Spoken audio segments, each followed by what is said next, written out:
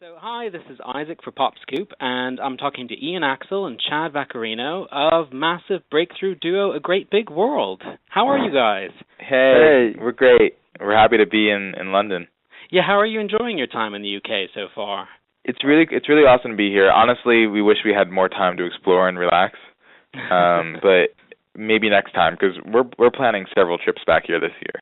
Yeah, is there anything in the works there to come back that you can say, or just later in the year? We're definitely planning a larger tour with our band, and also planning on some festivals. I don't know that we're allowed to say which festivals, though. But we'll be here. Yeah. Great. And what was last night's gig at London's 100 Club like for you? It was great. I think it was a great introduction. It went really well. It felt like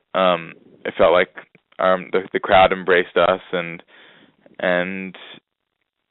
you know, it's the first of many more, and it's been a dream of ours to play here, and we've been wanting to play here for years and years, and so it was a really great moment. And it was amazing to see people mouthing the words to songs that aren't even released yet, because I know that you guys don't have the album or yet, and that was a really awesome thing to see. Yeah, and I think the album is coming out on March 3rd now. So March 3rd for the album. And this past year for you, 2013, was a pretty crazy year, right? I mean, you've got, to say some of the stats, you had your song, This Is the New Year, performed by the TV show Glee cast, and Say Something. You had Christina Aguilera contact you and ask to re-record the song as a duet. You performed on The Voice, Victoria's Secret fashion show, the AMAs. I mean, is it possible for you to choose a highlight in and amongst that? I don't think so. It's I don't know. Like one big highlight. Yeah, and each one of those that we've done was the highlight. And it just keeps getting, I feel like the highlight is always the freshest experience. And right now, for me, it's definitely being here in London, competing with, we played at the Clive Davis pre-Grammy party a few weeks ago. Yes, yeah. And we performed with like Macklemore and Miley Cyrus and Lorde and Imagine Dragons, and it was just such an honor and to be up there on stage and share the stage with those people, because I mean, we're still brand new, and there's been no gradual build for us. It just went from playing small clubs in New York to sharing a stage with the biggest stars in the world, and it's really crazy. I also another experience that we had recently was opening for Maroon 5 on New Year's Eve in Las Vegas, and that was to 8,000 people, and it was the first time that we got to see firsthand how Say Something is being received, because 8,000 people, as soon as Ian started playing those chords, you could hear some screaming, and then as soon as he started singing, the entire place erupted and started singing with him. And it was one of the most amazing moments. Yeah, because we just see numbers and charts. And but to experience that, it's like it's a moment where you're like, okay, this song is connecting. This is much bigger than we thought. Yeah. Yeah, of course. And how is that to have a song that the two of you've written, in a small space probably, it's about something very personal to you, and as you said, it's then taken over by everyone else, and they feel the things that you felt are similar. How is that for you? Oh man, at this point it doesn't even feel like it's our song. I feel like, I mean, we wrote it. It came through us, and it helped heal us. And now it's ready. It's ready to move on, and we let it go. And now it belongs to everybody. And we just both feel lucky to be a part of that, and that to share that, and that song came through us wherever it came from, and we're happy to keep performing it, and I find a lot of joy in being able to perform that for people. Yeah, it's great. Even though it's so painful. What artists and bands were you inspired by in creating your sound and the album? I think over the last maybe 5 to 10 years, this is Chad. I've been inspired by the Beatles a ton. and as well as some soulful artists like Stevie Wonder, Boyz II Men. But I know that both of us, growing up, Disney movie musicals, Beauty and the Beast, Aladdin, The Lion King. I mean that's part of our core, and I think it's why our music is theatrical. For me, I was also influenced by a lot of piano pop guys like Elton John and Randy Newman and Ben Folds. Yeah, I was going to mention those. Randy Newman especially, and Owl City perhaps as well a bit. And we get the comparison a lot, and it's awesome, but I don't know if we would say that they were an influence. All right, but I mean somebody that is doing some of the similar things. Oh yeah, oh definitely. For sure. And how do you feel about the comparisons to Simon and Garfunkel as well? Oh, we'll take it. That's amazing.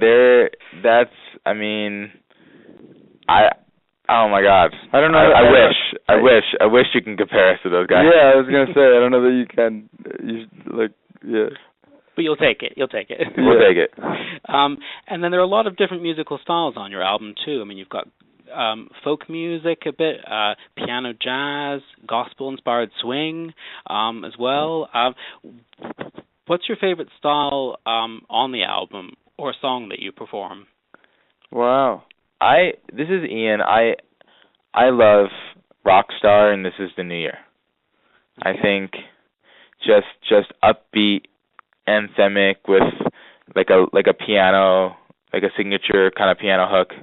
Mm-hmm.